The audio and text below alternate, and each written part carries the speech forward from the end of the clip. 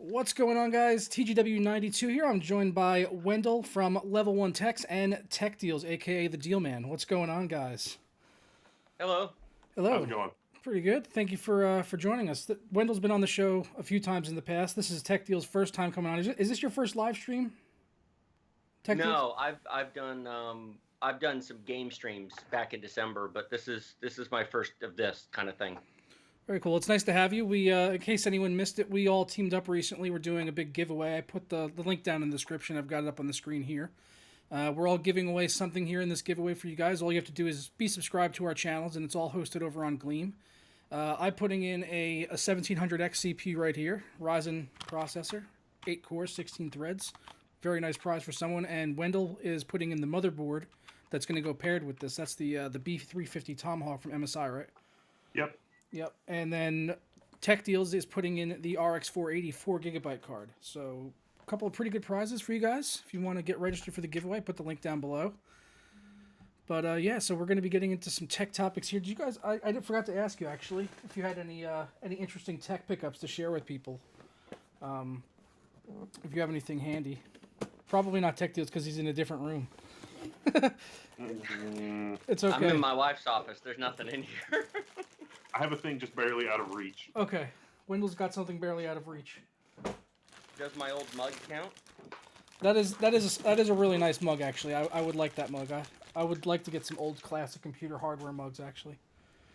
What is that? Oh, those are wafers. Oh, Yeah, okay. Those are microprocessor wafers. Those are So old. Are those 200 millimeter? it's a mix actually. There are the smallest one here I think is down to 65 nanometer.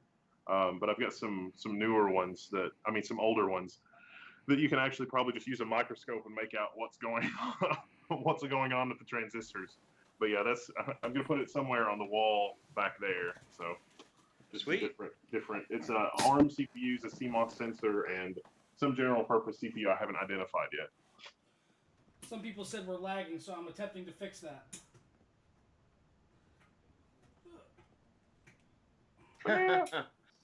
Somebody in chat said should have bought a Cyrex CPU.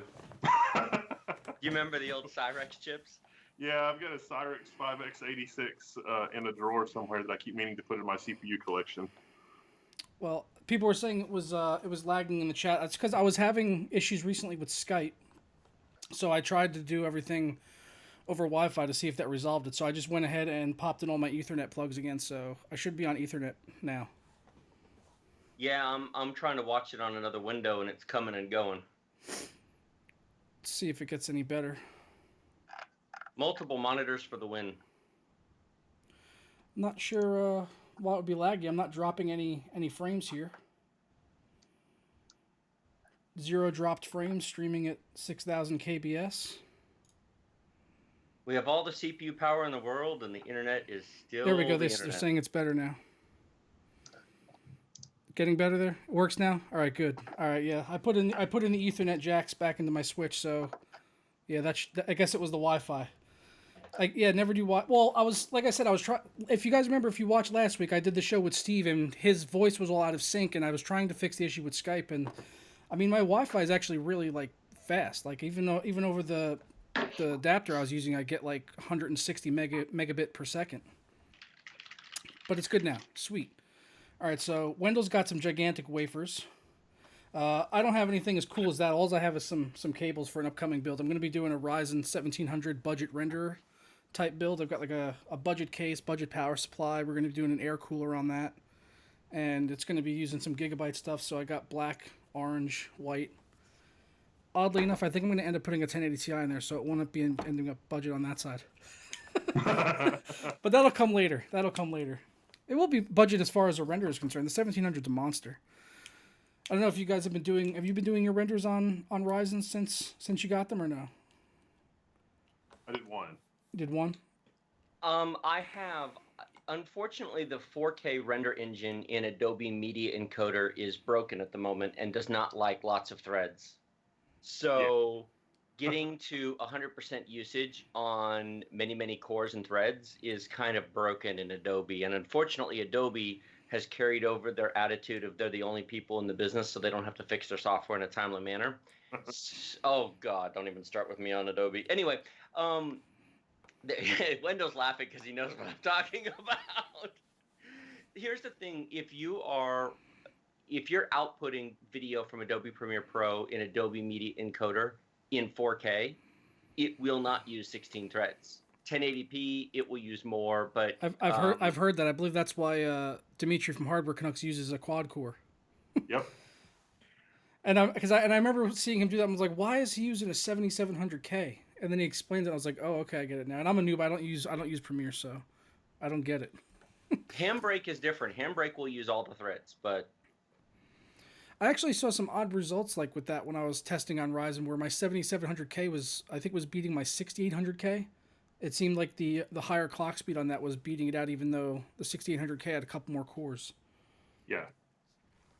But Ryzen still won on that, but not by a huge, not as big a margin as I thought though. So I guess the speeds do come into play on that one, at least on Handbrake. yeah, but here's something to think about. You can put your encode on 4 of the 8 cores on Ryzen and still have a completely responsive, useful machine while encoding video. There's something to be said for that. So is that the case with all encoding methods on Premiere, or is it only a specific one? No, Premiere is like super optimized for horrible Macs that top out around 4K. Gotcha. So I mean, 4 cores. So it's like, let's make it run as good as we can on a 4-core Mac, and then after that, they don't care. that's odd. I would imagine most Mac users use Final Cut anyway. The Final Cut. So the situation with Final Cut is like the hardcore Final Cut users are super pissed at Apple because they turn it into this like kiddie pool, Kool-Aid thing in the last couple of versions. It doesn't have as many of the cool like enterprise features as it does. The reason that Apple did that is because Final Cut needs to have all of its stuff happen on the GPUs because the new Trashcan Mac Pro doesn't really have any compute horsepower. It's all on the GPUs.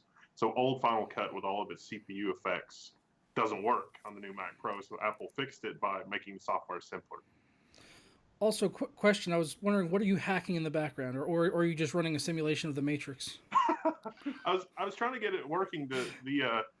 So there's 4 systems behind me, and there's a 4K display on the wall that's cut up into 4 1080p displays. Uh-huh. And I was trying to get my 2 Ryzen systems running Windows for the stream, so that I could have Heaven running on the Windows virtual machines while I was doing some other stuff on Linux. And so keeping the like for testing the virtualized Windows with hardware pass-through on Ryzen, I like keeping the graphics card busy on the Linux side of things, so that if it hangs, I can see if the Linux machine hung or just the Windows machine hung.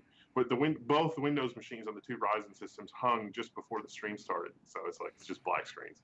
That's why it is the way that it is. I like your white fractal case. I don't think I've seen those out in the wild too much.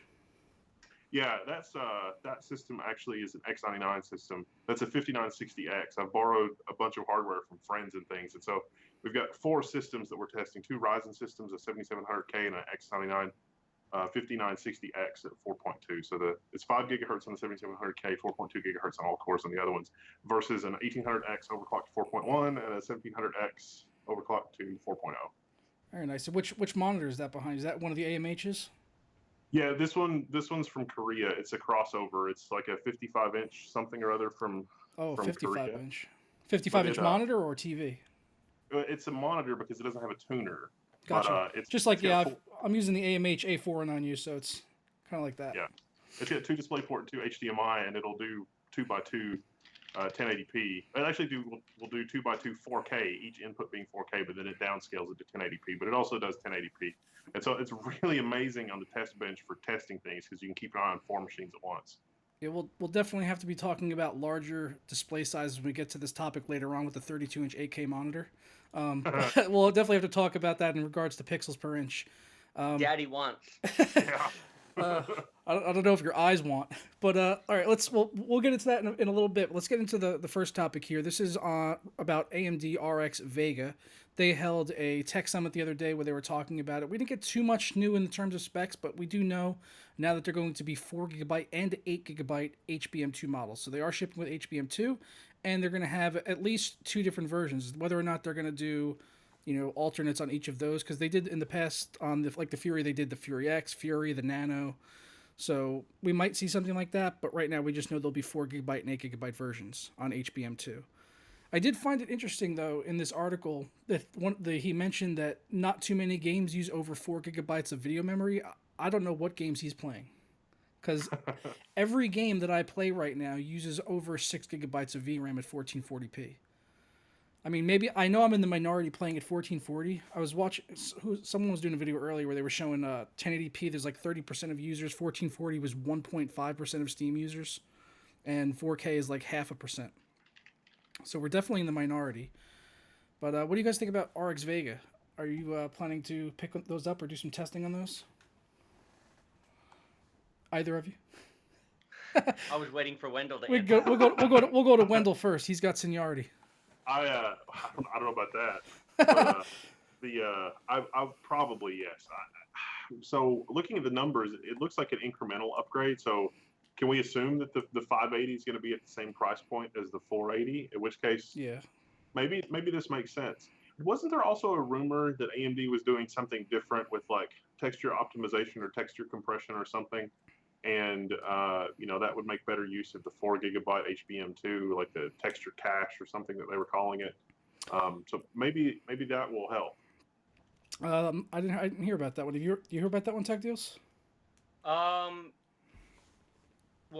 keep in mind, you mentioned the 500 series of cards, Joker. My understanding is that the Vega is the high end. I want to make sure we're not talking about 2 different things here, because you mentioned the 500 series, and the 500 series is just a rehash of the 400 series, whereas Vega it's like a refresh.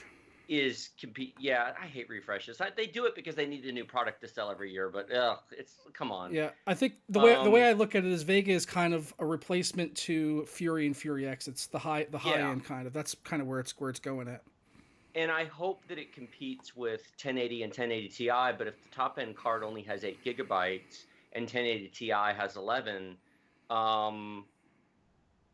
if you use of course, the problem is they can, when they talk about more efficient VRAM usage, they're probably talking about, texture compression and the same things that NVIDIA is already doing, which is why a 3 gig 1060 is actually just as good as a 4 gig 480, because of, you know what I'm talking about, don't you, Wendell? All those technologies, yeah. Yeah, there's improvements in there. In fact, I just posted a video today showing a RX 470 and 484 gig card against a 1060 3 gig card, and the performance and the VRAM usage it's not an issue. Not at 1080p, it's not. I just pulled up the Steam hardware survey, Joker. You guys were talking about resolution. Yeah. In fact, 24% of people running Steam are still running 768p. Yeah. The 13. Yeah, that's the second most popular resolution behind 1080. 1366 by 768. The number of people who are gaming at 1440p on high refresh rate monitors is I mean, that's not even the 1%. It's like the 1% of the 1%. To me, it feels so relevant, though. I'm so used to it that it's just like I just assume everyone's getting 1440. You're part of the 1%. You're the elite. Only in one regard of my life, and no others, I promise you. Here's something that I try to talk about on my channel all the time. I own 4K monitors. In fact, I'm watching this stream on 4K monitors right now. But the reality is, they're great for productivity. I love video editing. I love running Adobe Photoshop on 4K monitors. It's great for that. Gaming, this weekend, I spent a bunch of time playing World of Tanks and World of Warships with my 2 boys. And I love to sit in the same room with them, and my main work machine doesn't have another computer for them. And so we have their machines set up in another room with 1080p monitors. And so I went and got on my daughter's computer. Yes, I know I'm bad. All 3 of my kids have a computer. But that's a good thing. They each have their own machine. They each have their own login. They each have their own protected account, so I can monitor their activity, all that stuff. But so I sat down on my daughter's computer, which has a GTX 1050, not even a 1050 Ti, but a 2 GB 1050 and a 1080p monitor and an older i5. And you want to know what? I had a blast. Who cares? I had so much fun playing with them. At the end of the day, fun games are fun. whether it's on a $2,000 computer or a $400 computer. Yep, absolutely. I mean, I usually like if I go to a LAN, I'll just bring a 1080p monitor, and when I get there, it's like I don't care. I don't care that I'm playing on a 1080p 60 hertz monitor without G-Sync or FreeSync or any of that stuff. It's like, no, I'm just playing with my friends. It doesn't really matter right now. We're having fun. And as far as the Vega is concerned, with competing with 1080 Ti, I'm not entirely sure it will be able to beat 1080 Ti. It'd be awesome if it does. But for me, even if it can get close enough, that'll be fine for me because I would want to take advantage of some of the cheaper FreeSync displays out there, especially Korean monitors. Being able to get Korean monitors with FreeSync is almost no added cost whatsoever. FreeSync 2 is coming as well on those cheap Korean monitors. Yeah, and with the newer Korean monitors that have come out in the last 2 years, you can usually update them with do firmware updates. Most of them have USBs that you can just go ahead and update them yourself, so you don't need to buy any new hardware. Why is it that cheap imported monitors actually have better options and more support than the high-end brands you pay more money for that are locked down to the nines and you can't do anything to? Well, I think most of the Korean monitors I see, almost even if they're different brands, their interface almost looks identical. So I'm pretty sure they source it all from one place. Well, it's funny. What's actually happening is the interface for the LCDs themselves, the actual there's a conglomeration of companies that make LCD displays, and there's also a conglomeration of companies that make things that are like LCD displays, but that are not, like OLED. Like you can actually make OLED insanely cheaply now, but the very small number of companies, as in like one or two, that can make OLEDs also have significant financial interests in the old processes. And so if they were to release OLED at what it actually costs, they would cannibalize their own, and they've still got loans to pay off on that old equipment. So that's not going to happen, at least not for a while. And so the situation is that the actual LCDs themselves are so standardized that the part that varies is really, is it a AAA? Is it an A plus, A minus, B plus, B minus grade panel? And a lot of the Korean, like, if money were no object, you would be better off getting a Korean monitor, which is going to be a B grade, A minus, B plus grade, something like that, panel, and taking the electronics and using the electronics with an A grade American panel, because the panels are all the same. The panels are from the same, 5 companies. Yeah, they usually when you go on eBay, they're all labeled. It's like, yeah, this is the same as the LG panel from XY monitor, whatever. Yeah. And those interface boards tend to be a lot better and more flexible than the ones from the manufacturers, because the ones from the manufacturers are designed with, shall we say, planned obsolescence, probably. Pretty much. They would never do that. Yeah, one of my friends had gotten a Korean ultra wide monitor. I can't remember which brand it was, but I looked at it and I was just like, this actually looks better than my Acer IPS ultra wide that I have at home. Yeah. Like as far as gameplay and stuff, it did feel like it had a bit more ghosting, but just the image quality and the colors on the screen, it looked so much better. It required a little bit of tweaking. I mean, it just came out of the box vanilla. You had to tweak the settings and calibrate it yourself. Like, whereas the Acers and LGs and stuff, they usually come calibrated on the higher end ones. But if you're willing to tinker and stuff, you can usually get a really good deal on these monitors. My 40-inch 4K screen I'm using right now, I paid $450 for. Yeah. If I were to buy this, I could not get this display behind me with DisplayPort domestically. You can't. Nope. And it has 2 DisplayPort 1.2 inputs, and DisplayPort is a lot less finicky and hard to deal with versus like HDMI 2.0 and actually this thing will overclock, so I can run it at 1080p 85 hertz through the DisplayPort interfaces. You can't do that with HDMI. No. All right, let's get on to this next one here. This is about the Core i7 8000 series. This is kind of a follow-up to a news story that I had covered about, I think it was a month ago, where they had put up some slides showing that the 8th generation was going to be 15% faster than the 7th generation, where in that same slide they also showed the 7th generation was 15% faster than the 6th generation, and by my calculation, it wasn't. So I think it was close. I think clock speed higher. I think it was closer to. I think it was somewhere closer to 1%, if I'm not mistaken. So it turns out there was some kind of shenanigans here. They were actually talking about laptop processors, a U series CPU, and also they talk about in here Cannon Lake. It looks like this is going to be a refresh, the 8th gen Intel series from the i7. So it's not going to be the 10 nanometer CPUs we've been waiting for. This is more or less just going to be a refresh of Kaby Lake, which was kind of a refresh of Skylake, which was a refresh of. How far does this go back? Yeah, Sandy Bridge. Yeah. I just want to say that I've been saying since Kaby Lake launched. I actually said this when I did my Kaby Lake overview back in January. I said, now let me be absolutely clear here. This is not a new architecture and it is not a new process.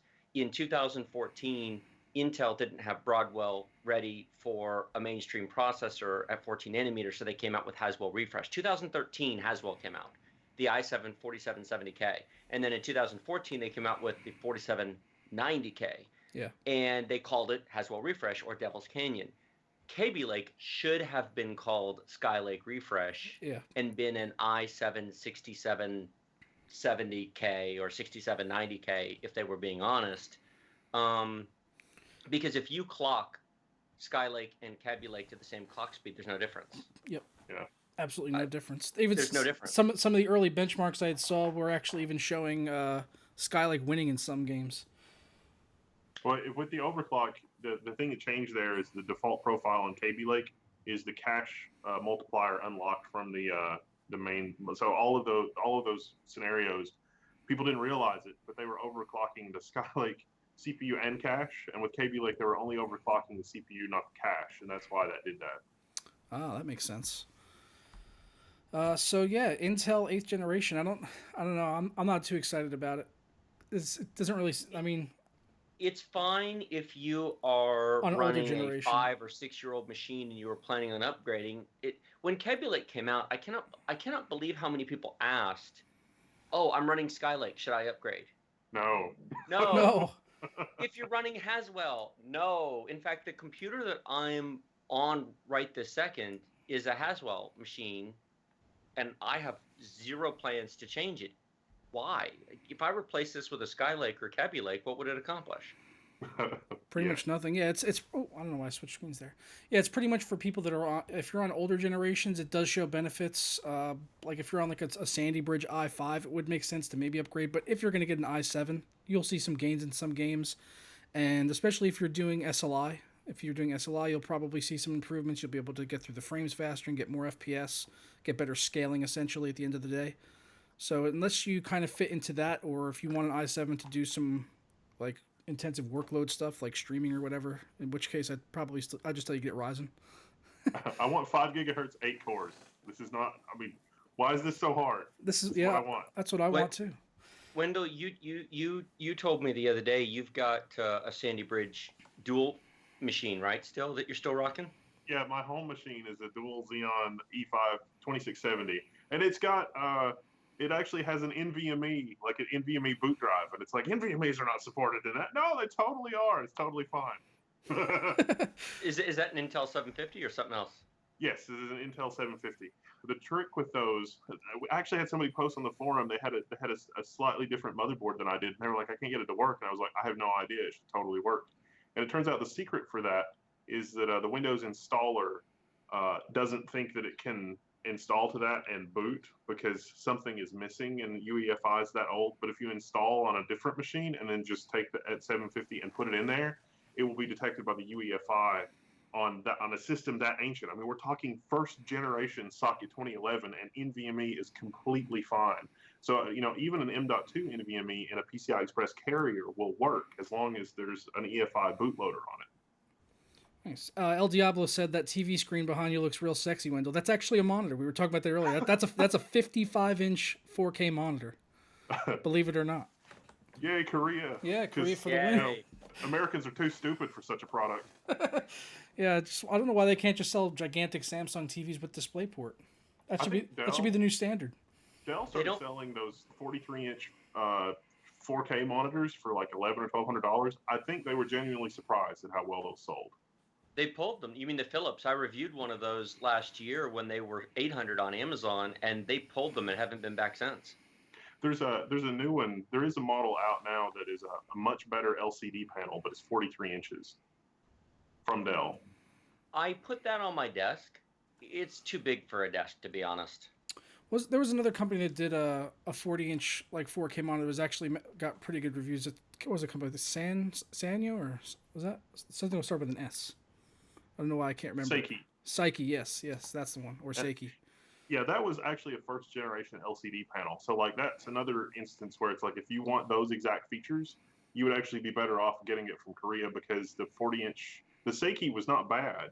No. It had a great controller in it, but the LCD process was a very early like MVA type process for the LCD panel. And the Korean was like Super MVA, which is like a second generation process. And now it's like a third or fourth generation process for some of the 4K monitors. You can even get 40-inch IPS, which is I think it's the Samsung process. It's the same panel that's in like the 6000 series TVs, but it's got a computer controller in it. It's very low latency. I like how every topic we've gone over so far is turning into monitor discussion. This is good. I'm not mad though. I love watching your monitor reviews, Wendell. They're super in depth. I like lots and lots and lots of monitors. I love monitors. You do set the benchmark high though for monitor reviews. I will say that.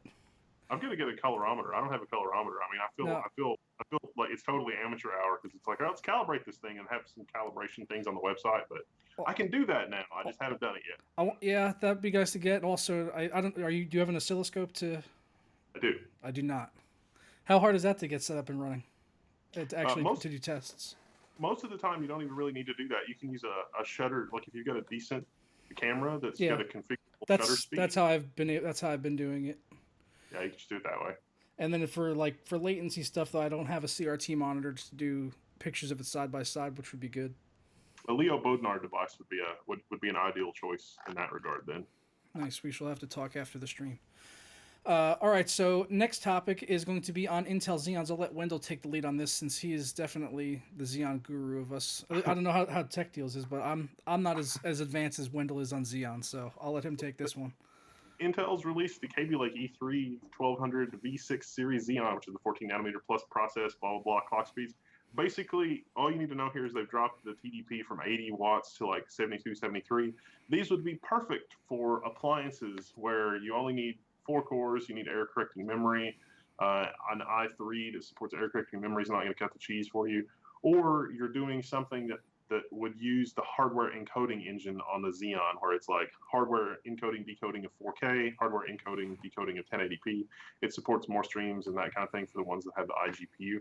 Other than that, that's basically it. Like it sounds really grandiose. It's a very tiny incremental improvement over the previous generation. Don't forget the new high efficiency video encoding, which means you can watch 4K Netflix. Oh yeah, you can watch 4K. You can stream 4K Netflix to restream 4K Netflix. Because that's why we buy Xenon processors is for Netflix. Yep. Yeah.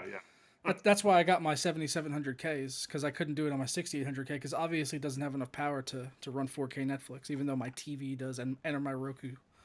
and the slightly lower wattage. Yep. So I guess really what the question is who are these processors for initially, since they're only quad-core 8-threaded Xeons? And, well, there's also 4-core 4-thread. They're okay for, like, low-end servers. Like, you have a really low, like, you have a really low-end file server in a very small office. They make great media servers, but they're insanely expensive for, like, a whole house media server. Mm-hmm. But for being a whole house media server, they're scandalously expensive for that use case. But if you got, a family of, like, 4 and they're all trying to watch something on an iPad, that handling that many streams would be no problem. But that's terrible, like, price value equation. That's not good. And besides the ECC memory support, there really wouldn't be too much of a reason for someone to go out and get one of these over a standard i7, would there? Right, and a lot of the time you can get away with an i3 because an i3 typically the i3s also support error correcting memory, although not always. You got to double check Intel ARC to find out which i3s support error correcting memory, and you got to get the server chipset to get that as well. Just to toss a thought in regarding home media servers and budgets. Why I recently picked up a 6-core Xenon that fits into that's a drop-in replacement for one of the older Intel i7s. You can buy retired Xenons from a few generations ago for so little money on eBay. The deals on those if you're okay to not have the latest and greatest, and you don't need maybe a couple of those, like, as you mentioned, the 4K, Netflix engine, the deals are just crazy. The tech Yeah. deals. It's the 6-core 12-thread Xeon chip, and I can't remember. It was I'd have to look at it because I don't have the Xenon part numbers memorized the way I have all the regular desktop stuff. But it was $60-ish. Probably for a 5650 or 5690, X5690 probably. I'm sure Wendell's right. Yeah, 5675, I think it was. Okay. In any case, but it's one of those, and from what I've read, because you can obviously on the older motherboards adjust the base clocks, you can get it overclocked reasonably easily to 4 gigahertz. I see a number of people running them at 4 gigahertz. For $65 for a 6-core 12-thread 20 meg cache chip that will run at 4 gigahertz. Okay, it's not the latest and greatest, but oh my God. Yeah. You know what I'm talking about. If price to performance, that's the deal. That's going to handle all your 1080p streaming needs and software, no problem. And you can buy a board with 2 sockets, and now you've got 12 threads, 24 cores for less than $500. An error correcting DDR3 memory is cheaper than dirt. Yep. There you go. Yep. You can go on eBay and get some really cheap memory. Just buy some used server stuff. Well, I know we're talking about Xenons, but I mean, I don't know if you guys have seen my videos on the Sandy Bridge machines on eBay, but you can pick up an i5 2400 based machine for $100-ish on eBay, a whole computer with a Windows either 7 license that you can still upgrade to 10, or some of them have been upgraded to 10. It's only 20% slower than a 7th gen i5. Yeah. Yeah, if you go look around, you could find a lot of people getting rid of those Sandy Bridge computers. Now, the school near me recently was getting rid of a whole bunch of all of the library's computers, which were running all Sandy Bridge i5 processors. Why? They're perfectly good machines. There's no need to replace them, especially schools. They've got so many other things to spend money on. Yep, I guess they just wanted new stuff. We did the video on like our storage server is literally made from garbage, but it's 172 terabytes. And we did the video on that. I have watched that video, by the way. Anybody who's watching this, if you haven't seen it, Wendell did a really good job talking about how to repurpose budget hardware. No, I watched the whole thing. That was a really good video. I did. I saw that too. It was very, very interesting. I feel bad. Well, I feel bad for the company that threw that Google server away. The sticker price on that server when it was originally installed was like $35,000, but it's literally it's like a couple $100 maybe at most. But I think most of that was just on designing the case, though. We had a lot of people write in on the forum and do a bunch of other stuff. They're like, I'm a student, and I totally just called the help desk and said, hey, what do you guys do with surplus hardware? And they were like, oh, we have an auction in a week or a couple of weeks or whatever. One guy picked up 5 or 6 Xeon E5 1650s for $75 each with 16 gigabytes of RAM. And the hard drives are pulled, so he had to get SSDs. But it was like, Jesus Christ, will you sell me one of those? Because that was a really good deal. Tech deals. This is what you're supposed to know about, man. This is your name. You're the tech deals man. Well, I know the Xenons and the servers I don't focus on. The last time I actually administered a server, that I ran and organized and managed a server, was Windows Server 2003. It's been a while. I haven't been in the server side for a number of years now, and so the deals on. If you had asked me this time last year, the Core 2 quads, the higher-end Core 2 quads were the deal on eBay, but over the past year, it's become the 2400s. I wouldn't at this point buy Core 2 quads. I mean, they're great machines. I still have one in the other room, but the price difference, saving $30 between an i5 and a Core 2 is just not worth it, in my opinion, anymore. And actually, the Ivy bridges are starting to come down. I picked up an i5 3450 off of eBay for... I want to say it was $140 the other day. Even with all the high-end hardware I have, I mean, I've got Ryzen, I've got Kaby Lake, I've got Broadwell E. I still have several Sandy Bridge machines that are in use every day, and I'm like, it does the job. Why would I replace it? Yep. And worse, the upgrades that you would have to do for machines of that era is just a SATA SSD. But honestly, the cheap SATA SSDs that you can get now are Just fine. fine. I mean, and they work great. It's a good machine. Every computer I have has an SSD in it. I refuse to use hard drives. I want to phase them out. I'm sick of them. They're just so slow. Let me be clear on that. I use hard drives for storing the video files for my YouTube channel and Yeah. for archiving data. I mean, you have to. Yeah, that's all I use them for now. I've got some 4 terabyte HDST NAS drives, and I just throw all my B-roll on there when I'm done editing my videos. I want the small Optane. I'm using an Intel, a 400 gig. It kills me too. I'm using a 400 gig Intel 750 as a write cache on the ZFS pool because it makes a big difference. But 400 gigs for ZFS write pool is crazy. So I've got it sliced to only 100 gigabytes, but the rest of the space, doing it that way makes the drive last longer because it's doing wear leveling on the other 300 gigabytes, and because all of the writes for the entire pool go through the 750.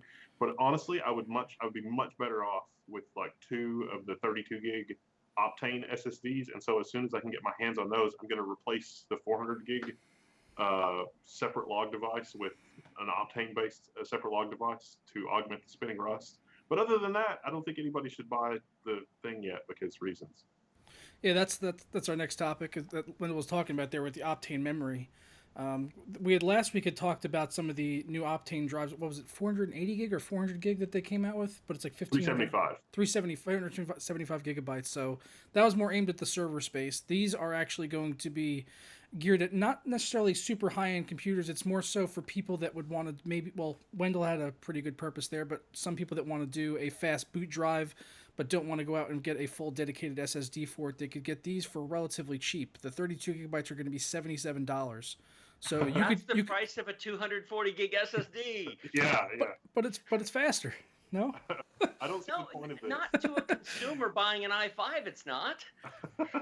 So you don't think there's going to be the area that it's targeted at, you don't think it's going to show much benefit for? No, the only person this benefits is Intel. This is the turbo memory. This is the SSD cache all over again. Look, the title of the article you've got here is Intel launches Optane memory for consumer market. Consumers do not need NVMe anything. I have multiple NVMe drives, and absolutely, IOPS, throughput, Q depth. In fact, I was talking with Wendell the other day about NVMe for high Q depth server uses. Absolutely, 100%. It makes all the difference in the world versus the SATA SSD. However, normal desktop use isn't that. I run Crystal Diskmark just as an example. When I do that on SSDs, companies love to quote the Q depth of 32 numbers. Wendell, you tell me, do you think in an average desktop use case, do you think Q depth of 32 is remotely relevant? No, I mean, not for most use cases. Maybe 2, maybe 4. Yeah, I mean that's more typical of what you're gonna see. I mean, even loading a game, the preloader like prefetch thing, it's like I've got to load a gigabyte of data for my GTA 5 level. Okay, I mean, good luck. That's not going to be that. It's not going to be running at the maximum wire speed of the NVMe for that use case. If NVMe was the same price as SATA, sure, of course, there's no harm in getting one. But the problem with the 32 gigs is it's a cache and you can't control what's on it for 70 whatever. What is it? $78? Yeah, 77 for the 32 gig, 44 for the 16 gigabyte version. Yeah, for $77, what you've got is 32 gigabytes of extremely high-speed cache, and I think Intel's positioning here is that they're expecting companies like Acer and Dell and HP to sell either laptops or desktops with hard drives as the main storage and use these as a cache to make it like a hybrid drive, except we have hybrid drives, and if you've used a hybrid drive, they're terrible. They look great in benchmarks, but in real-world use, they aren't. I've used one that I'm not impressed. A 240 gig boot SSD with your frequently used programs and then games installed on a hard drive. To be honest, I do a bunch of benchmarking with games, and I actually do sometimes run Grand Theft Auto 5 off a hard drive. Is it slower than an SSD? Yes. It's not that bad. What you need is Windows. Yeah, you're really just worrying and about the load times, pretty much. Yeah, I mean, you need Windows and you need your main programs on an SSD. Games are usually fine on a hard drive. Yeah, for the most part. I mean, I get a little impatient, like with multiplayer stuff. Like I play a lot of Rainbow Six Siege, and I want to choose my operator before everyone, so I do have that installed on an NVMe drive. That's the only thing I have installed in that drive is Rainbow Six Siege, because it's a small drive. It's only 128 gig, and that thing takes like 80 gigabytes with the Ultra HD textures. If there are any like product architecture specialists that are paying attention to the stream and it's like, what could we use Optane for? The only thing that I'm cautiously optimistic that Optane could help with is I want machines that have instant suspend and resume. And I'm talking zero power utilization, suspend and resume. Like hibernate to an SSD, hibernate to an NVMe is too slow. The right speed of an Optane is maybe fast enough for basically instantaneous suspend and resume, even with machines that have upwards of 16 gigabytes of RAM. That could be useful in a portable computer. Beyond a desktop computer, I really don't see the use case for small Optane. Yeah, you had the very specific use case you were talking about with your video editing. So that would, I mean, besides that, I mean, can you think of any other use cases where this might benefit people in a desktop environment?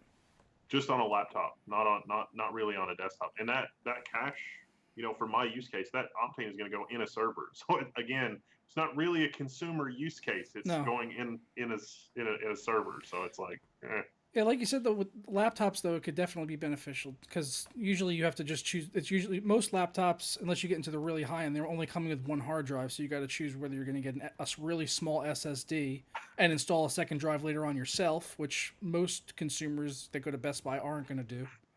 Well, in about 5 years, when Apple refreshes their hardware, if they're still bitching about the power utilization of DDR4, don't even start with me with Apple. Oh, here's the thing. Last year I'm going to jump in on the Apple thing for a second. I did a review series, a full video series on the Mac Mini because I hadn't used a Mac in a long time. I used to be a big Apple guy. Actually, I owned a bunch of Power Macs back in the 90s, and my first Apple computer was an Apple IIe a long time ago. And I actually still own my Apple II GS. I like some of the things Apple does. I want to support some of it. Their recent hardware, what on earth is Tim Cook thinking with, let me put it this way, a 4-year-old or a 5-year-old Mac Mini with the old Sandy Bridge processors with non-soldered RAM and upgradable hard drive and quad-core chips, mind you, a real quad-core chip is a better computer than what they sell today with a dual-core laptop chip and everything soldered on. What?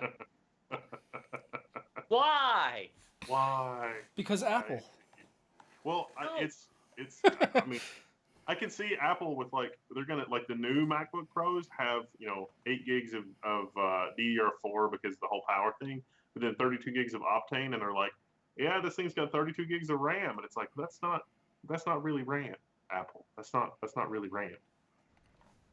No, in the previous generation MacBook Pros, you could get 32 gigs of RAM, and now you can't.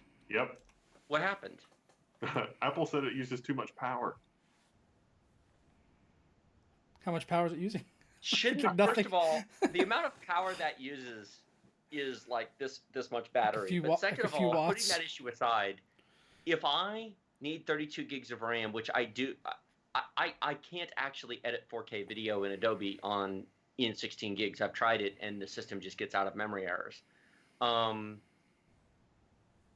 Shouldn't that be my choice and not Apple's?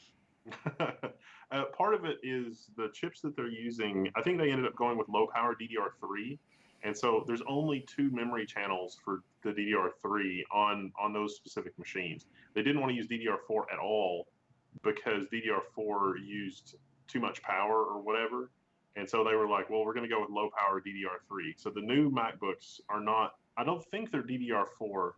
Because there's only 2 channels there. So they literally only could support a maximum of 16 gigs, which is dual rank 8 gigs. Okay, but that's fine for the MacBook. MacBook Pro. Professional user.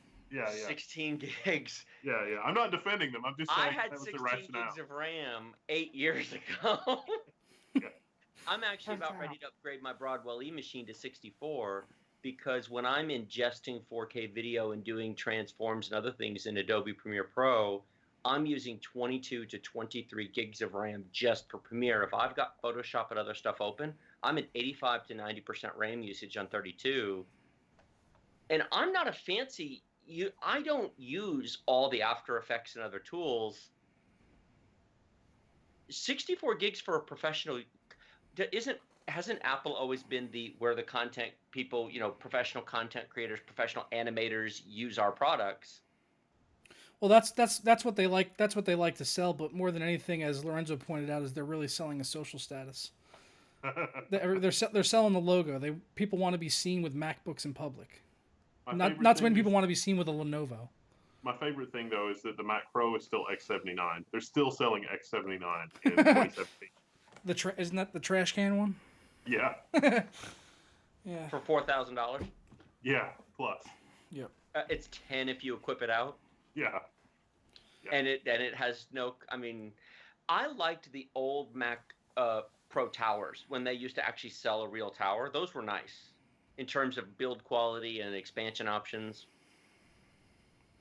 I still have one of those. Actually, a few of those that we've maxed out the processor and RAM. I mean, 64 gigs of RAM, and one of them has an NVMe disk that it boots from. The Plexer NVMe has some kind of a thing in it that will allow it to boot from the Mac EFI. So if you want a 512 gig PCI Express storage disk for your 2009 Mac Pro, totally a thing. 64 gigs of RAM, 2 6-core processors. Yeah, we still use it. It's fine. It's fast. Ironically, with the graphics card in it, it's faster than the baseline Mac Pro that's new. So I'll tell you what I'm waiting to see right now is I want someone to do a video and throw together a Ryzen Hackintosh. that's going to be tricky because Apple has really done some things to kneecap the Hackintoshing for things that are coloring outside the lines. That's a shame. I would love to see one of those. A lot of people asked me back when I did the Mac Mini review, and part of the reason I did it is I looked at the sales numbers, and Apple sold in 2015 something like 20 million Macs, and across all their stuff. And I'm looking at that. I mean, in the fourth quarter alone, they were selling, I want to say 2 million Macs a month, and I'm sitting here going, that is not nothing, and they're expensive. And so I went out and bought a Mac Mini, and one of the questions I asked, I did like 7 or 8 videos on it. Productivity, I loaded Adobe on it. I wanted to see, what is the big deal? Why are people buying these? Because I started off going, okay, the last Mac I used was a Power Mac. It was a Power Mac 7600, I believe, in 96. It had been 20. Oh God, it has been a long time. I'm old. And compared to Windows 95 back in the 90s, Mac offered a lot of things with content creation and video editing that Windows 95 just couldn't do. So I went out and bought it and I tested it, and it was the most atrocious experience I've had in a long time. And I don't want to get on the Apple bashing train. Look, I like good hardware at good value. I like equipment that doesn't. I don't care who provides it. I'm not loyal to a brand. I'm loyal to my pocketbook. And I just want stuff that works. And the performance, the Mac Mini with a dual-core laptop CPU and a laptop hard drive is one of the most horrible computing experiences I've had in a long time. And they want $700 for it. Yeah. And all I could say is, why did they sell 20 million? Now, granted, a lot of that's MacBook Pros and MacBooks, but because they take all the money that they got from overcharging people on the previous generation, they put it into marketing. That's pretty much how Apple gets by, I feel, is by marketing. But here's the thing: I wouldn't mind the price if it had come with an SSD and a quad-core processor. I think I actually could have recommended it. They could charge a premium. Apple can absolutely charge a premium over Dell or Acer, but you can't offer 5-year-old hardware at that price. Why not? Consoles do it. Kidding. Consoles are different. I couldn't help myself. I'm sorry. All right. You want to get into this next one here on Windows 10? It looks like they are releasing their Creator update pretty soon, which is going to add some new. That they're going to be adding in the 3D Paint, which I guess a lot of people have been waiting for. Have you been waiting for that? I, I've been waiting for that and the game mode too. I mean, Does game mode turn off all the background telemetry in the phoning home? We need a Chinese version for that. yeah. It doesn't mean anything. Look, if they came out tomorrow and said, we're coming out with a new update that allows you to say, stop all background tasks because I'm using your computer, I'd be interested. Yeah, there have been some early tests done because the game mode has already been out there in the wild on early builds, and it doesn't really show any real beneficial performance to mid to high end users. It's really going to be for people that have low end systems that are struggling to run games because system resources are eating up their low powered CPUs and not having enough system memory. But there are already countless programs out there that can do that for you. I use a thing that's kind of similar to like CCleaner for like clearing out registry stuff. It's called Advanced System Care, and in there they have a thing called Game Mode that just turns off some background programs that you won't necessarily need to be using when you're playing a video game. So if you're on a low end system, it'll free up some resources that you may need. But for I think most of our audiences, if they're kind of enthusiasts out there with gaming machines like 16 gigabytes of RAM, i5 and i7 CPUs, Ryzen CPUs, what have you, it's probably not going to show you too much of a benefit. The only thing I'll say about optimizing for performance is there's a confusion out there between more frames versus higher minimum frames, a smoother performance. And then there's also another factor which I've been getting into in recent videos is there's higher minimum frame rates and then there's frame pacing, there's smoothness of performance. Because if you have really, really high, like say you have 200 frames per second maximum and 30 frames per second minimum, and your frame rate chart looks like this, but it's not consistent, it's actually a terrible gaming experience. Whereas if you just locked the game to 30 frames per second, it would actually be smoother. Because the frame pacing, the time is smoother. If there are background tasks running in Windows that are interrupting the generation of frames, so there's more latency, like if every 10th frame has a skip to it because Windows is doing something, it could potentially create a smoother experience. But the problem is when you run a benchmark and all you look at is average FPS, you'll go, well, there's no improvement. Yeah. But that's why when I do game videos, I show the game video. I think throwing up charts of just even the 99 percentile numbers aren't that useful, because what you really have to know is how consistent are the frames generated. I really need to be putting up histogram charts because I'll give you an example. Today I posted Grand Theft Auto 5 on the Pentium G4560 and the Intel i5 2400. The i5 2400 has a higher minimum frame rate and a higher average frame rate. But let me tell you, sitting there playing the machines, I actually think the G4560 is smoother. It's funny you mentioned that, like with GTA 5. Wendell and I were talking like a week or two ago about that with Ryzen, and comparing a Ryzen processor against a 7700K on paper, it's going to look like the 7700K is winning. Every But time. when you play it, and this is something you can't really quantify for people, but it's just smoother on the Ryzen CPU. It's much smoother. And Yeah. and Wendell, you were telling me you felt that as well, and I was just like, yeah, I'm glad you said that because I felt the same thing, but I just didn't want to say it in a video because how do you explain that to someone? It's just smoother. Yeah. I've been like, so I've got the numbers because I just recently redid that with all the updated everything. And on DDR4 3200, 4.1 gigahertz on the 1800X, I think it's like 103 or 104 peak frames and like 70 or 80. I've got the average, the 1% and the 0.1%. And I think the 7700K, if memory serves, I think the 7700K was better in all of those, way better FPS average. And I think the minimum and the other one was about the same. But actually playing the game, about every 10 or 15 seconds, it will hitch or do something on the 7700K. Yep. But on the Ryzen, it was a completely different experience. I think that's because when you're seeing the 7700K, when you're seeing it running in a game like that, Battlefield 1, it's being pushed pretty close to its limit in those types of games, whereas the Ryzen still has plenty of headroom. So, yeah. Well, and that's why when Ryzen 5, which is coming up here pretty soon, I've seen a lot of people post, oh well, we'll just get the 1500X or the 1400, the 4-core 8-thread chip, and I think that the sweet spot is going to be the R5 1600 because it's $30 more than the 1500X, and while the out of the box clock speeds are lower, they're unlocked, so who cares? $30 more for 2 more real cores and 4 more threads. I don't see the AMD's not going to want me to say this, but I'm still going to say it, is what's the point of the 1500X when $30 gets you 50% more cores? Yep. For game smoothness, I think the 1600 at $220 is the deal. Yep. Yeah, some people are saying by smoother they mean better minimums. It's not necessarily just the minimums. It's the frame pacings you're saying. It's just the game just feels smoother. I mean, even looking at the minimums, it's not going to be a drastic difference between the two. Yeah, the minimums on the 7700K, as reported by Fraps, I don't know, Fraps is not a perfect tool by any stretch of the imagination, but the minimums reported by Fraps is within a frame or two of Ryzen. But playing it, and again, that was on an 85 hertz overclock too on the monitor. So I mean, we're talking fairly high FPS.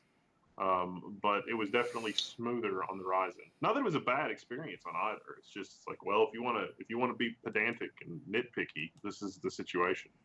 Yeah. But see, that's a point that people that you get into these arguments, and I don't want to bring up the Intel versus Ryzen here, but people get into such arguments about, well, I have to buy this because it's the fastest, or I need the fastest, or I need this, and I'm like, okay, well, if you're a competitive gamer, if you have all the money in the world and you upgrade your computer every 6 to 9 months, knock yourself out by all means. In terms of maximum frame rate, clearly the 7700K is the fastest gaming chip in the world, but at 1080p at high detail on an RX 470, which can now be bought for less than $150, a Pentium G4560 plays Grand Theft Auto 5 at an average of over 60 frames per second flawlessly. Think about that for a minute. A $65 processor with a $130 graphics card at 1080p high detail. Yep, that's the point where that's where the point where we're at now. That's starting to get so affordable. That was one of the best things about the 400 series is that they made that affordable, and I feel like they kind of pushed Nvidia, I think, to also go into that as well, like the 1060.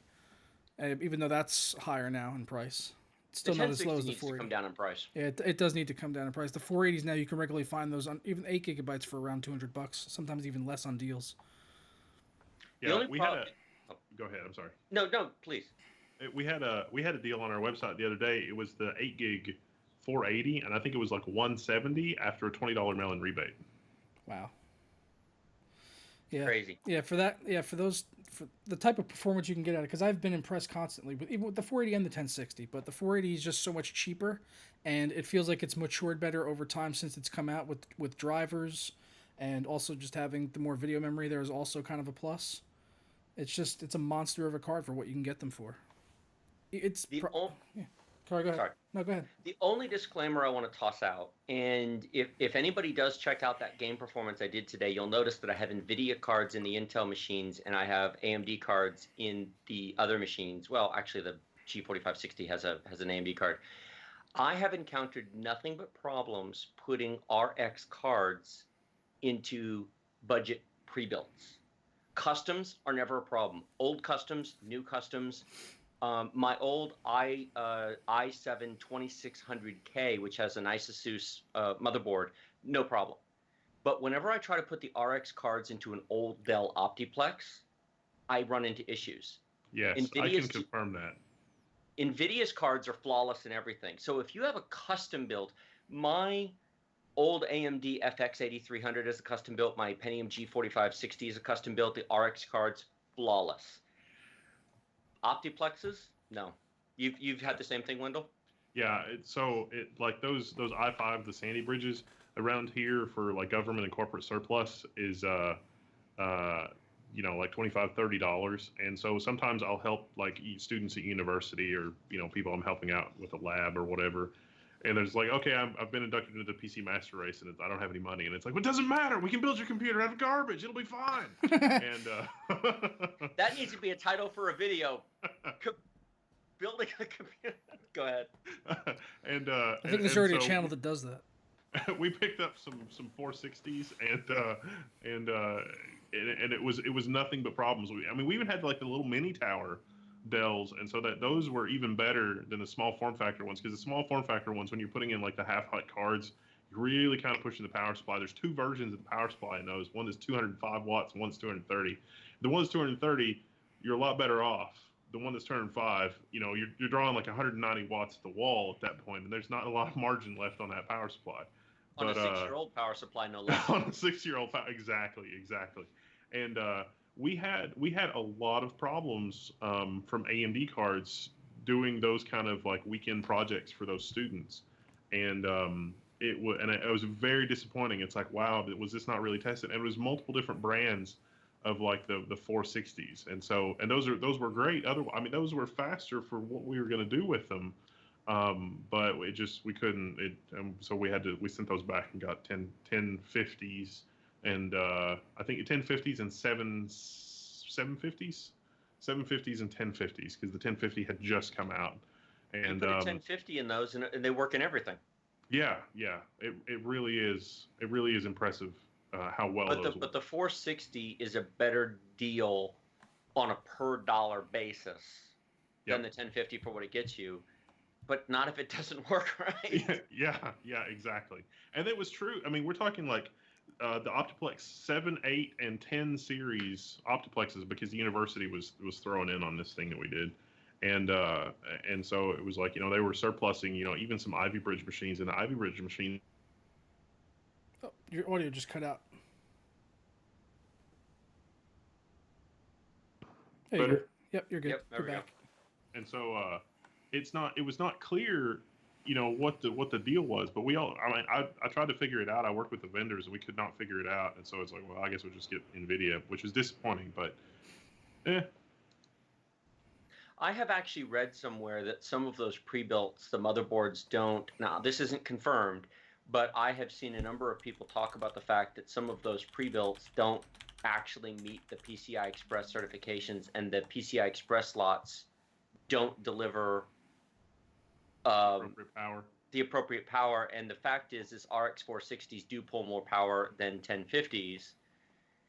I don't know if that's really the case, but I know that I have 4 different i5 2400 machines, and I've got 4 or 5 different RX 460s, and I've tried them all, and every one of them, and none of them work.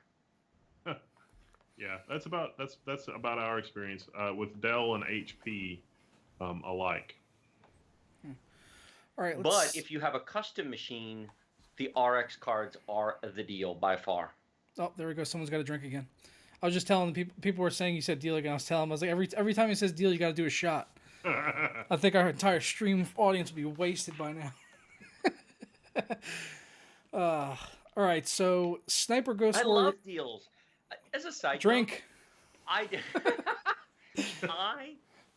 my wife calls me her deal man. This isn't just something I created for YouTube. I do it when I'm shopping for cars. I do it when I'm shopping for furniture. I work hard for my money, and I want the maximum value for the money that I spend. And that isn't always the cheapest price.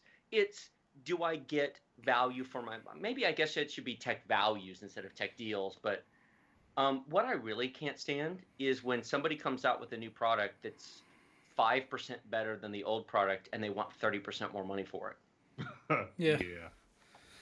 Yeah. All right, so next topic up here is on Sniper Ghost Warrior 3. It looks like it is being delayed yet again, and it's now going to be releasing on April 25th. And a lot of this might come down to the fact that it was having some performance issues back in the beta PC Invasion. They did some testing on it and said they were having some issues with the frame pacing on it, and it wasn't running really smooth. It is on the Cry engine, and I can tell you from playing the previous Sniper Ghost Warriors, neither one of them really ran very well for me. I don't know if you guys ever tested those games at all. But they're games that I wanted to play because I like sniping people, but they just ran so bad. Good to know. I'll be sure to I'll be sure not to go run far away from you. Well, in games, I play Sniper Elite. Like that's a really good game to play and has co-op and everything. But I would look forward to playing this, but I'm a little bit hesitant because of the performance. I'll do some performance testing on it when it comes out because it could make a good video, especially if it's really bad. But If I can interject about beta and delaying games, Rockstar Games, the creators of the Grand Theft Auto 5, Grand Theft Auto series, I think made a very smart oh decision because yes, they delayed the PC version, I think twice. I know they delayed it at least once, but to optimize it and clean it up. And let's be honest, was the Grand Theft Auto 5 launch on the PC not successful or what? it was as smooth as a PC launch could be, honestly, especially with a game like that. And compared to GTA 4, it was just fantastic. I'm just not 100% convinced that CI Games is Rockstar. I don't think they're gonna have the same level of polish, but I would love to be proven wrong because I've been wanting to play these games. They look beautiful. Like this is on Unreal Engine 4. It looks gorgeous. The screenshots that I've seen. So I hope that it runs well and it's optimized. I'm just saying that anytime a company is willing to delay a launch due to quality control issues, we should be complimenting them because more companies should do that. You shouldn't launch a product just because a date has passed if it's not ready. Yeah. Samsung. No, I agree. I appreciate when it's especially if for a game you're really looking forward to, it can be a little frustrating when they delay it, but you have to know that it's going to be for the better. And like you said with GTA 5, it was definitely for the better with that, and I think most people were understanding with that game and having it be delayed. So, but yeah, I I would think I think Mass Effect Andromeda's that facial animations could have used another month. yeah, they could have definitely used another 6 months. I think they knew about those a few months prior to release, and they couldn't fix it in that amount of time. Facial animation, that's like starting from ground one right there. That's major. I don't think that's something they're going to patch in the future. Really, there might be a few circumstances in some cutscenes I think where they might make some of the really bad ones better, but I highly doubt they're going to fix everything. Like the walking animations makes everyone look like they're bow legged. The real question is the facial animations better or worse than the three color ending? Oh, over Mass Effect 3. Um, I still enjoyed Mass Effect 3. I didn't. The ending didn't really ruin the franchise for me. Whereas with Andromeda, I just can't get into that game. And it doesn't have anything to do with the facial animations. I could kind of look past that. It's just the writing is not great. The story is not really gripping me. And I guess I don't really have those member berries for any of the characters in it, like I did with the previous Mass Effect games. Anyway, What about you, Wendell? Do you play Mass Effect or Sniper? No, not really. I think the last game that I spent a ton of time playing was probably Rise of the Tomb Raider, or maybe Fallout 4. good games. Fallout 4, even though it had a lot of bugs, it was still very enjoyable. It had a lot of really hilarious bugs. I Why don't. can they not produce a game without? I mean, the amount of bugs in Fallout 3 and in Fallout 2 and in what they can't produce a game to save their life without. I think Fallout 3 honestly had less bugs than the Fallout 3. I think had less bugs than Fallout 4. And I think I had a better time playing Fallout 3. I think it's Fallout 3, Fallout New Vegas, and Fallout 4 in order of descending amount of fun. Fallout 4 was4 the was first one I really enjoyed since back in the original, and Fallout 2. Those I like the original ones, and then Fallout 3 New Vegas I didn't really enjoy so much, but I actually did like Fallout 4, even though I know some people that like the other ones definitely disagree with me on that. But I enjoyed the story, and I also liked the presentation of the interaction with other characters. How it kind of took a page from Bioware, I think, from Mass Effect in that regard, and I like that. So that's what made me enjoy it a little Fallout bit more. Fallout New Vegas was a better game technically than Fallout 3 was, but Fallout 3 was a better story. Oh, Wendell, your mic cut out again. What is going on? That is exactly how I would sum that up. It's like technically Fallout 3 Vegas was better, but Fallout 4 was better. I mean, or Fallout 3 originally. I laughed until my sides were hurting when I encountered the robot that thought it was Ben Franklin that sent me on the quest to recover the Constitution. I remember mean, that. just the dialogue and stuff. My sides were hurting by the time I got through all that. I don't think I caught that bug. I hope that's uploaded somewhere. I want to see it now. And the DC area with all the places, it was so well done. I remember going into Las Vegas itself and New Vegas and being so underwhelmed by the size, and it even had to be split. Now that was a console limitation because it was designed for the PS3 and the Xbox 360, so that's why Vegas was split. But I just remember going into it going, the mall in Washington D.C. in Fallout 3 was bigger. Yeah, yeah. And there's a lot of stuff like that in New Vegas that was just disappointing. The whole thing was it felt, the open world was fine but boring and empty, and then when you got somewhere interesting, it was these small little instanced rooms. Mm-hmm. Yep. As far as Sniper Ghost Warrior 3 goes, Joker, I'll have to defer to you because that's not my personal tie. Here's the sad thing. I play lots of games for 15 minutes at a time. That's called benchmarking. You know, the funny thing is I've had a bunch of people say, "Oh man, that's cool. You get to spend a whole day playing games and that's your job." It's not Not that, when it's not that loading fun. up the same level. Or how about when you do just a simple GPU swap and you got to go into GTA and wait for it to load up just so you can change the graphics options to what you had before because it resets it with every time you change a GPU. And then when you reset the options, it wants to then relaunch the game. And it's not as convenient as other games where it has like graphics presets. Like, no, you got to go through there and do each individual option and then reboot the game, which also takes a long time. It's a very tedious process. You know, that part's not really that bad, I think, but in like trying to do some of the benchmarking for games that don't support it, so like I thought testing Fallout 4 would be really good because it's super unoptimized. But even repeating the same, so I went to the top of the core Vega plant, and there's catwalks up there, and so it's like this will be good. I'll just walk around the catwalk and it'll be fine. So even doing that on the same machine, repeating the exact same process, and then looking at the frame times and the frame pacing and all that stuff, it is wildly inconsistent. It's very hard to benchmark. Yeah, especially in that area you're talking about with the draw distance, it would seem that it would sometimes it would choose what it wanted to load in, not necessarily based on what you were looking at, but we're just going to load in this part this time, and next time we won't. The only solution I found to that problem is to record 20 to 30 minutes of gameplay and have the averages work themselves out over time. Is if I do benchmarks in the 3 to 5 minute length, the results are completely unrepeatable. But like GTA 5, it has a built-in benchmark, although I don't like it because it doesn't demonstrate the input smoothness. So I make a point to play for 20 to 30 minutes on every configuration, and I have found that that's very repeatable so long as I do marginally the same things. Drive on the coastal highway, drive through the city. If it consists of similar parts, like in Fallout 4, I've got a save game file I use, which is not the hardest part of the game, but I go fight the similar enemies. I run in the same direction. I then go down to the lake where the super mutants are, and I don't show the whole benchmark, of course, because then I'd have a 3-hour game file, or 3-hour YouTube video.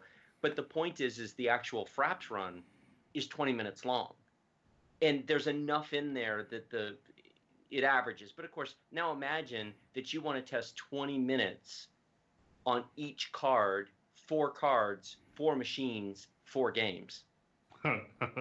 Yeah. That's what got posted today, and then people wonder, how come you don't post more? That was several days. Or why didn't you test this? Why didn't you test this CPU? Or why didn't you do a run stock speeds and a run at overclock? And and that, hang on, that doesn't include the redos, because sometimes I'll be in the middle of a bench. Something will happen, especially GTA. It's time to update. Oh yeah, that too. That's always fun. Also, Windows updates. And so I have to restart.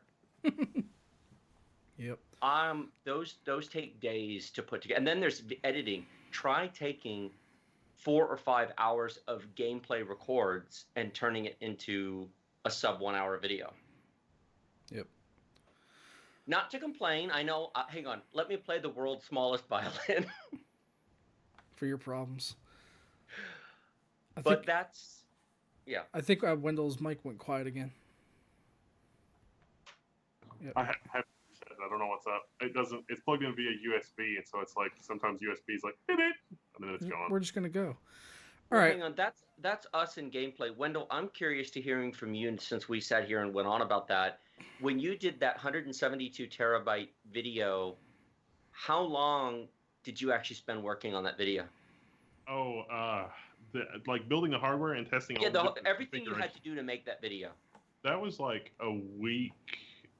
It was like a week of work on just the hardware, and then like a week of planning out what we were going to do for the video. And actually, the first version of that was an hour and a half long, and it got into like, this is how we're going to do this, how we're going to do that. We started with FreeNAS, FreeNAS 10, the beta, and there was actually a bug in FreeNAS, and I identified the bug and created a bug on the bug tracker, and it was like, hey, I'm having a bug. It's not detecting my external SAS enclosures. This is what I did to fix it. Somebody needs to fix it for real. And they totally did. They were like, oh yeah, thanks. We fixed the bug. And then, so that was like a week by itself. And then, so yeah, I mean, just all that kind of stuff. There's a lot that goes into that. Yep, absolutely. A lot of work goes into doing these videos. All right, so next up we have this Dell 32-inch 8K monitor. You sent me this link, Tech Deals. It looks stunning. I mean, 8K. I'm sure it's going to look amazing in person. Prices, I'm sure, going to be astronomical. But I think $5,000. I think the big discussion that'll be on this display, though, is the usability actually with that size. And I'm pretty sure Wendell would agree with me that 32-inch on 8K is going to be, you better have a microscope to look at the text at native resolution. Are you not excited about this, Wendell? No, not I'm at really that not. size. I would, if I was going to spend $5,000 on a display, it's going to be OLED. Yeah. Oh no, hang on. I'm ignoring the price when I tell you I'm excited about it. I'm just mentally going. This is going to be under $1,000 in a few years. But Well, there's ignore the price. well, beyond the price. I'm mostly just looking at the specs. There are a couple of things that kind of disinterest me. First, like I said, is the size of the screen, because so the PPI is going to be too high. I believe it said in here was like 280 pixels per inch. That is well above the sweet spot of around like 113, 120, or somewhere in there is a pretty good area to be in. But 280 pixels per inch is going to be like, you're not going to be able to see anything on that. Gaming will probably look really cool. Pictures, movies, content like that will look good. But and then also having programs that are optimized to use that as well. I mean, you could actually, I just realized it's so small, but you could see the taskbar on the image with the Boxer. Do you see that in the bottom left? Do you see how small those icons are? That is what DPI scaling is for. Yeah, and it'll run at 2:1, which is the best possible scenario.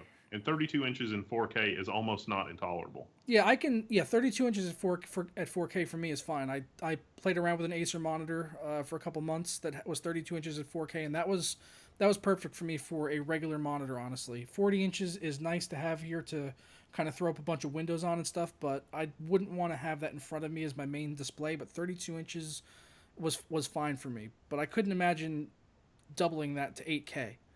Now, I will confess that I did not have a chance to figure this out. But is there any chance that this panel is not 8K RGB pixels, that it's RGBW? So you have an RGB set of pixels, and then a W pixel, and then an RGB set of pixels and a W pixel. And so it's actually 4K, but with an extra white pixel.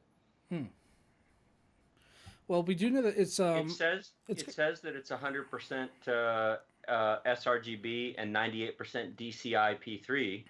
Yep. If it's 8K, it wouldn't be using an extra white pixel for that, would it? Your audio, Wendell. Your audio went out.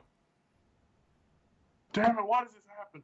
Here's the thing. It doesn't matter because the number of people buying this are going to be next to nothing. The real reason this is important is because 5 years from now, they won't be $5,000.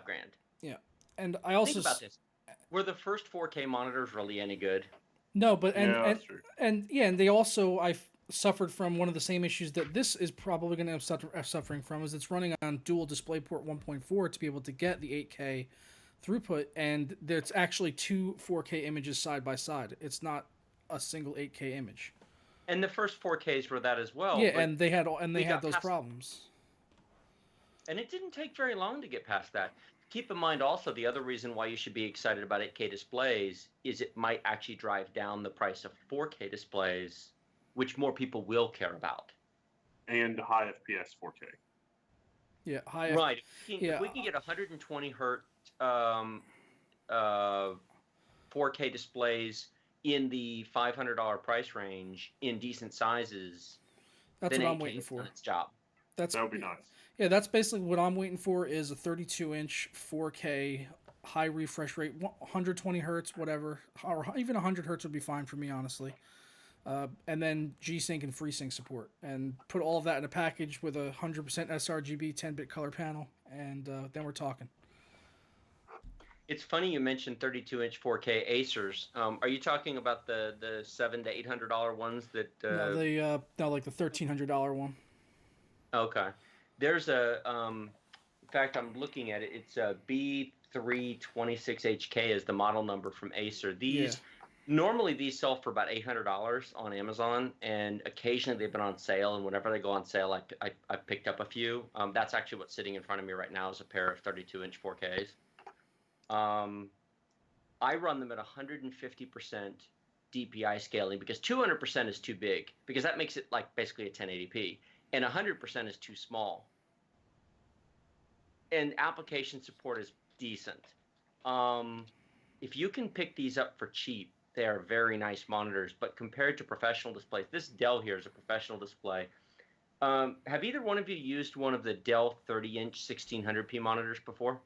Yeah, the 2560 by 1600. Yeah. Yeah. I used to have one of those, the Ultra Sharps.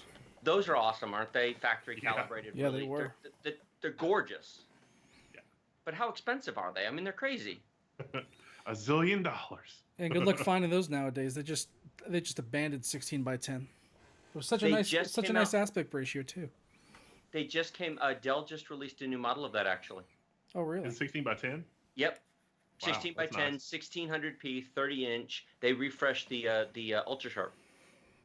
But Nice. they want like unfortunately I'm on the spot because I don't have it pulled up, but the thing is they want more than a 4K monitor. Yeah. It's called the UP3 3017, and they want price on application. It says find a reseller. They don't even sell it on their website.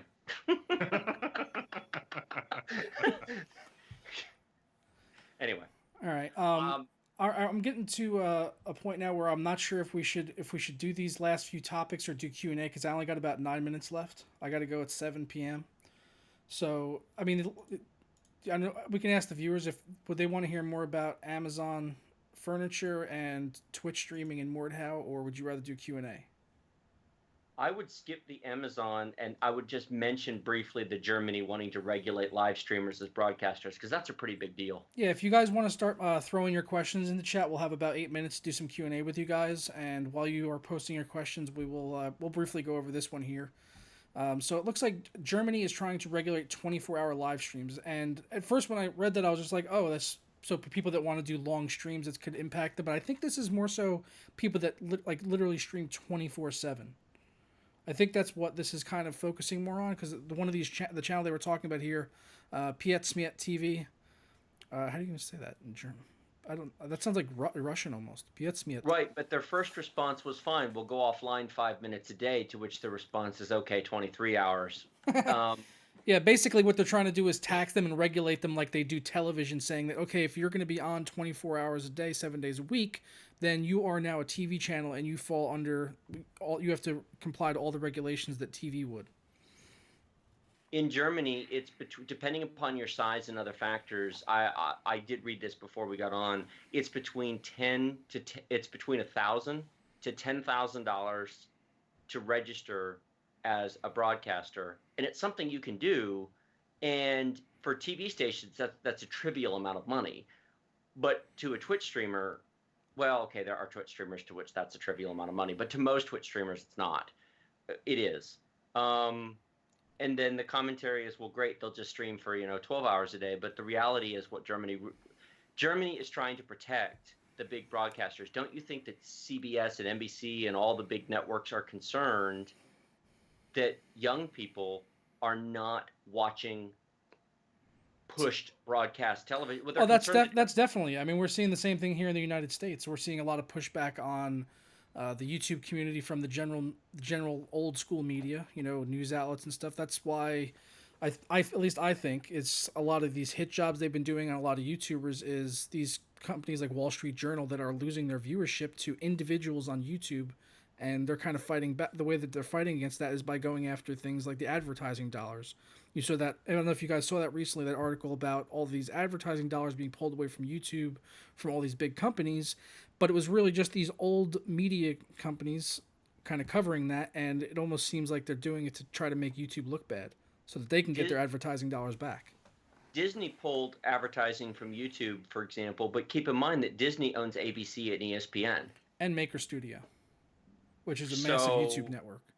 It's YouTube and Twitch are a massive threat to broadcast networks. And a lot of people don't know this, but for all the money that Beauty and the Beast just made Disney, the movie that just came out, for all the money that Frozen and all the other stuff and the Disney World theme parks, 50% of Disney Corporation's profit, ESPN.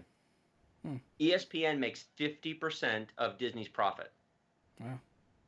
So they will protect that. Yeah. There you go. Did you ever think to add to that, Wendell? What do you think? No, it's mind blowing that ESPN is most of the profit, but it kind of makes sense because of the whole sports thing. Yeah, and they got a bunch Well, think of about channels. it. Sports is the one thing that you can't really DVR or can't really Netflix. Yeah. You watch it live or you don't. Well, I do that for football though. I do DVR all the games so I can watch them. Just for NFL though, because I need to just keep an eye on everything for my fantasy leagues. Fair enough. All right, let's get into some of these questions here. Let's see, what do we got? Someone asked, do you have an AMD or NVIDIA bias in terms of GPU? No, absolutely not. I just use whatever is the most powerful card at the time. That's pretty much been what I've sought after for the past 2-3 years is whatever the most powerful one is, that's what I want. And it's been NVIDIA. They've been in the ahead for quite a while now. But AMD offers really good price to performance, and I love seeing that. I like seeing the competition, and I have more fun, honestly, benchmarking the lower end stuff than the high end stuff. I think it's more exciting benchmarking like 480 versus 1060 than rather just throwing out all of the NVIDIA high end stuff. It's fun to play on those, but as far as testing and stuff, I find the $200 price point to be a much more interesting discussion. And AMD seems to be doing better there. If I had $200 for a GPU, I would probably get a 480. It's hard to beat I really like the price to performance ratio on AMD. I'm kind of surprised that when the 480 came out, they didn't bother with trying to do a quote unquote flagship card. But it's been really weird because it's like, oh my gosh, the AMD is going to be the best bang for the buck, and I usually end up with both. But then the whole lower end card, I ran into weird problems, and it's like, well, that's weird. So I've probably given both graphics cards companies an about equal amount of money through projects and things like that. But it seems like audio. It seems like AMD has missed the boat, just misstepped very slightly and missed out on a ton of cash because it's like, you're right. It is not a terrible, we can get a better deal or we can do this, but then some little niggle, comes up and bites you and it's like, well, we can't do that. Some people were asking about RAM speeds on Ryzen if we thought they would support 3666. I think they still got a ways to go before they can do that kind of stuff out of the box on XMP.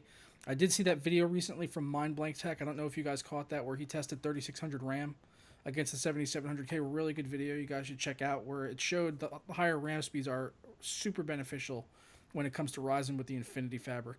I saw some people were asking about that earlier, actually, with you, Wendell. They were wondering if you could shed any light on that with Infinity Fabric and RAM speeds.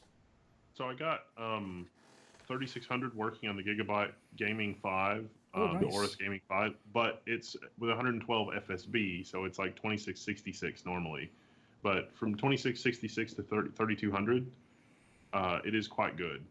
3200, it really seems to make the most difference in benchmarks or things where there's contention for the Infinity Fabric. Not that the Infinity Fabric is slow, but when you got a lot of stuff going on, it seems like the Infinity Fabric benefits from being faster. So I would like to see the Infinity Fabric speed decoupled from RAM speed in future updates.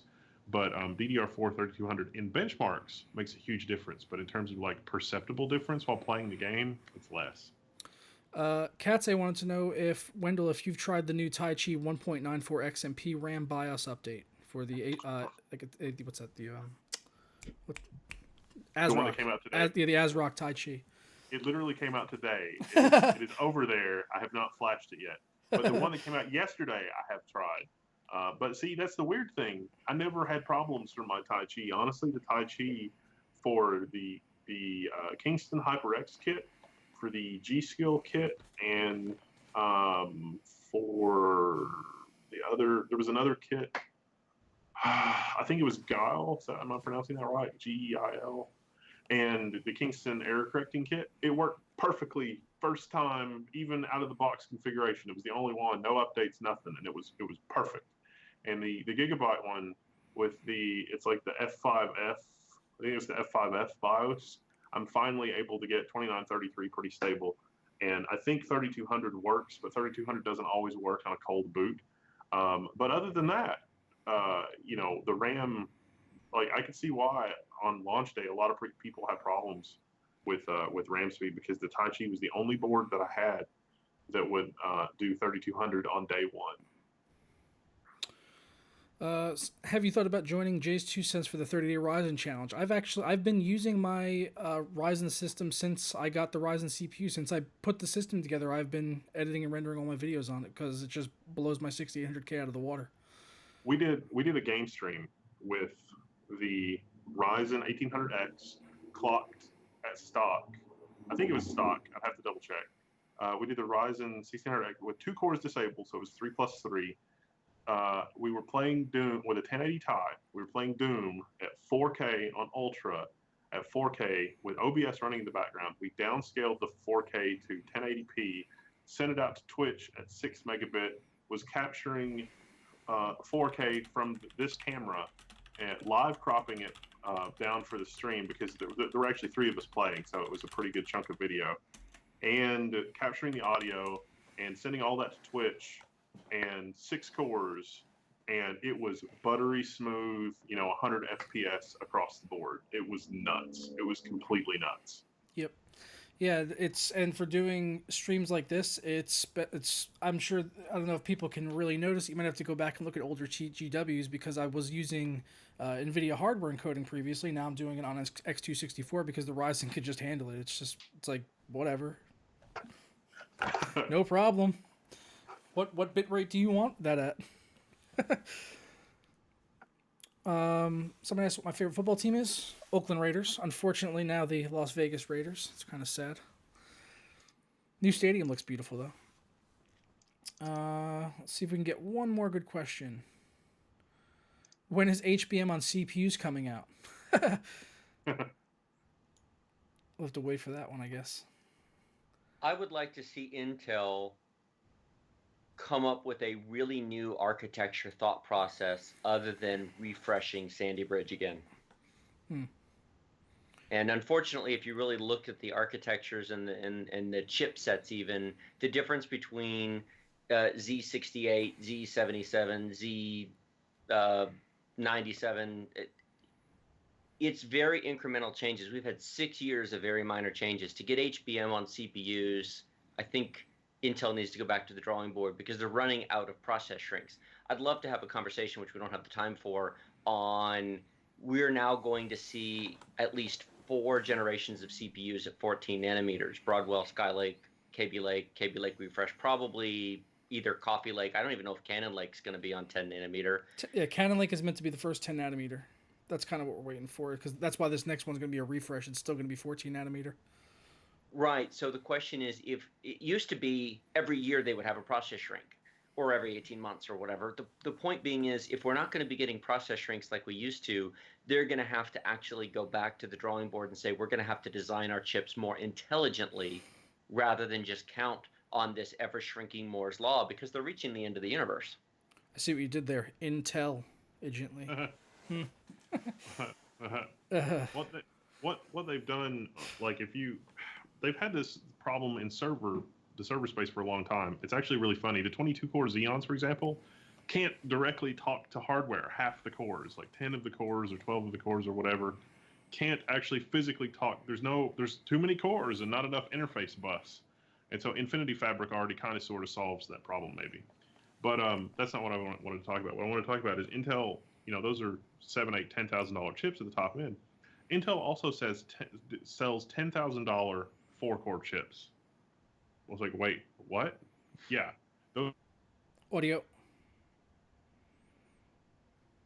Those are the very fastest clock speed Intel Xeons that you can get, the 4-core ones that are like $10,000.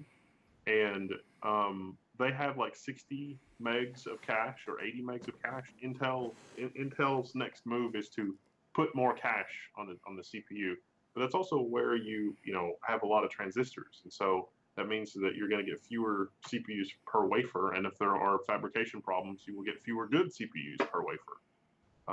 And so those are right now, those are very specialty chips. Not a lot of people are buying a $10,000 CPU. But you can the motherboards they're designed for are four-way systems. They're designed for like high frequency trading systems and things like that. But Intel is sort of overcoming the fact that Intel doesn't even feel like they can do 4 gigahertz and have it be stable enough in a Xeon part. And that's a lot of what the experimentation is with like Kaby Lake is like, can we actually do 4 gigahertz or 5 gigahertz in a server part, a low core count server part? Because if you actually look in the enterprise, there are some workloads in the enterprise where 22 core is cool, but there's a ton of workloads in the enterprise where 22 cores doesn't matter a hill of beans. The way that the enterprise solves that problem is they just get another server. So there's a lot of problems in the enterprise where even a 2-socket server doesn't make sense anymore. You get like a 4, 6, 8 core single socket machine, and if it's got the throughput and the clocks and the I/O, that is your building block. And when you want to scale your application, you just get a ton more of that and go from there. And Intel doesn't, either they don't realize that, or they realize that, and that's kind of like Armageddon for them. And so they're trying to make it not like they're trying to not go in that direction, but that's where the market will go. You're basically talking about the fact that going from a 10 core to a 20 core CPU doesn't change the fact that the motherboard's interconnects and DMI and bus speeds don't change. And so you end up with interface issues. The CPUs are starved for I/O. Stuff to do, yeah. Except for very increasingly smaller and smaller sets. Think about like if you're somebody like Netflix. If you're somebody like Netflix and you can grab a single socket server, eight CPUs, a couple of 10 gig interfaces, and you can saturate that 10 gigabit interface or multiples of 10 or 40 gigabit interfaces, you don't care about the 22 core CPU. You want to saturate the interface buses. You want to saturate the Ethernet connections, and more cores does not matter. All right, we have time for one more question, and there was one that I did want to get to before we get out of here. Is from Bob Ferguson. He said, "Are you looking into FCAT for more extensive benches to quantify smoothness by measuring accurately and identifying dropped frames, synthesized frames, microstutter, etc.?" Yes, I am, but it's not going to be an overnight switch like just flipping over to it, because there is I was just talking to Tech Deals last night about this. There is a lot that goes into FCAT. It's not like Fraps or Mirrorless Action where you just open it up, hit F11 and you get a nice convenient text file. There's a lot that goes into it. You need to like do some coding to get everything set up, because you get CSV files basically. And I am in the process of talking to someone who does coding for a living to try to get some of that stuff set up with the automation to be able to give you guys that stuff, because that is something that I want to get into. I love channels that go into that kind of stuff, like Digital Foundry, Gamers Nexus, when they do that type of analysis with all the FCAT data that they're able to extrapolate, and that is definitely a direction I want to go in the future. But it might be a few months out before we can actually do it though, because I just started looking into it like in the past week. I've got the software and everything. It's just a matter of really getting everything set up to transition to that. I don't know, Wendell, if you have much experience with FCAT at all. Haven't messed with it at all. No. Probably need to. Yeah, it seems like it is kind of the way to go if you want to, do more advanced data and stuff for the videos. But like I said, it's a lot that goes into it. You realize that just as soon as you get all that sorted and figured out, and I've looked into it just enough to know that I don't want to mess with it, because it's going to double the amount of time you spend on any given test. Just as soon as you get that all sorted, there'll be some easy to use tool that does it for you, and you don't have to mess with it. I kind of operate under the theory that the average person wants to spend a reasonable amount of money to have a reasonably good experience. Keep in mind, 100 million people game every day on consoles at 30 frames per second and are perfectly happy with it. I think that when you say that a game is smoother on Ryzen than it is on Intel, you have 20 different computers. You've tested every different graphics card on the market. To some extent, I would hope that people who own one computer would say, wait a minute, you do this all the time. You literally have in the other room 20 computers. If you say it's like this, benefit of the doubt a little bit. I mean, I know that's always a dangerous thing. You want to back stuff up with data, but there, for example, when Wendell says something about 22 core Xenon CPUs, which I've never used, I'm inclined to take his word for it because A, he's not selling me any of them, and B, he's been doing it for years. So it's kind of a deferment to his expertise on that topic. Yeah, I agree, but I think that's because we're rational adults, and the internet isn't always. I mean, the majority of people are, though. Honestly, the majority of people that choose to follow a particular channel will take them at face value and believe what they tell them. But there are always going to be that small a number of people who are just going to look at every single hole in your data and try to pick it apart, and those are the ones that kind of seem to come to the surface, though, and it seemed the most you've kind of focused on as a content creator. Those, you see those more than the 1,000 comments that might say, "Hey, great job," and then 2 guys are like, "But why didn't you do this?" And you're like, "Oh, god damn it, why didn't I do that?" And Wendell, your audio's out again if you're trying to talk. Hindsight is always 2020 with that kind of stuff. Yeah, and that's been driving us insane, honestly, with that Ryzen testing, because it's like we do the testing and we do the numbers, and on paper there's either no perceptible difference, or it'll favor the 7700K, or it'll favor this, and it doesn't really track with reality, and it's not, and it's cool if Intel wins, that's completely fine, but we don't want to suggest that somebody would have a bad experience, because that's not the case at all. yeah. The test that I'm really looking forward to is comparing the cheaper R5s to the higher end Intels, because then price comes into it. And my channel is called Tech Deals for a reason. And if you can think about this for a minute. AMD is about to sell an 8-thread, 4-core processor with a cooler for $170 that you can drop on an $80 motherboard and overclock. Think about that one for a minute. Yep. Even if it's 15% slower than Kaby Lake, it's half the price. Yep. Who cares? Yep. Okay, I think we got to get ahead, get out of here. We already went 10 minutes over what I was supposed to. But Sorry, man. That's all right. That's all right. It was a really great stream. I'm sure people in the chat agree. If you enjoy the stream, please leave us a like below. Favorite, and subscribe. Yeah, like, favorite, subscribe, and definitely go check out Wendell and Tech Deals. I got both of their channel links right in the description on the second and third lines. The first line is to our giveaway, which I mentioned earlier. If you still haven't heard about that, go get your chance to win a 1700X and a motherboard or an RX 480. All of that's going to be linked to below, and their channels. Go subscribe to these guys. They're awesome. And thank you for joining me today, guys. And catch you next time. Ta-ra. See you later.